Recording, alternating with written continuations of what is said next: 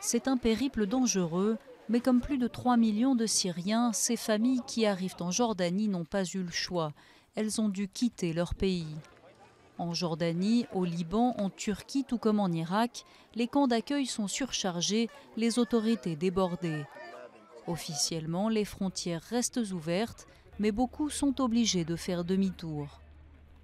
Chaque jour, nous voyons un comité venir ici, mais c'est inutile.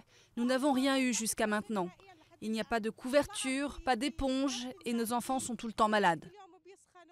Face à ces conditions, beaucoup sont désormais contraints de s'éloigner un peu plus de leur pays pour chercher refuge. Quelques-uns sont arrivés jusqu'à Stockholm, à près de 5000 km de leur terre natale. La Suède est le premier pays d'Europe à avoir donné un permis de séjour à tous les demandeurs d'asile syriens, à l'exception des criminels de guerre. Pour ceux qui parviennent jusque-là, l'accueil se fait dans de bien meilleures conditions. La plupart des municipalités, il y en a 290 en Suède, prennent leurs responsabilités. Mais nous essayons de faire en sorte qu'elles fassent plus, car le besoin augmente.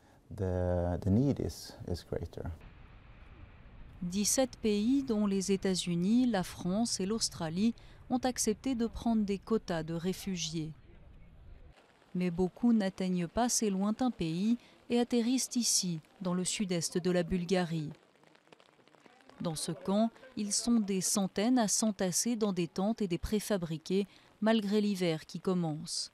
Le pays le plus pauvre de l'Union européenne n'était pas préparé à recevoir ces hommes et ces femmes qui traversent via la Turquie.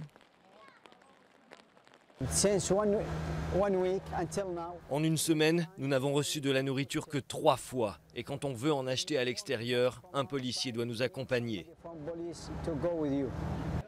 D'autres tentent de fuir leur pays par la mer. Un voyage périlleux. De nombreux Syriens faisaient partie des 500 migrants qui sont morts après le naufrage de leur bateau au large de l'Italie en octobre.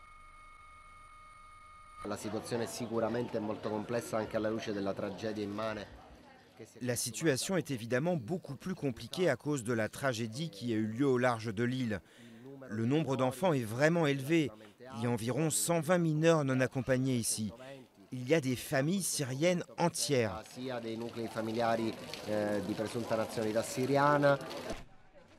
Mais trouver des solutions à cet afflux de réfugiés a un prix.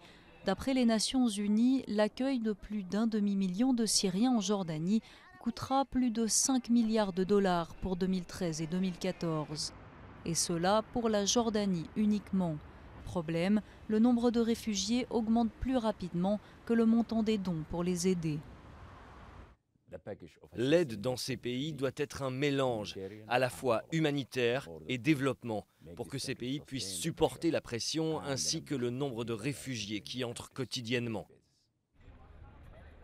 Actuellement dans le monde, un réfugié sur 5 est syrien. Et si aucune solution politique au conflit n'est trouvée rapidement, on en attend 1,5 million de plus en 2014.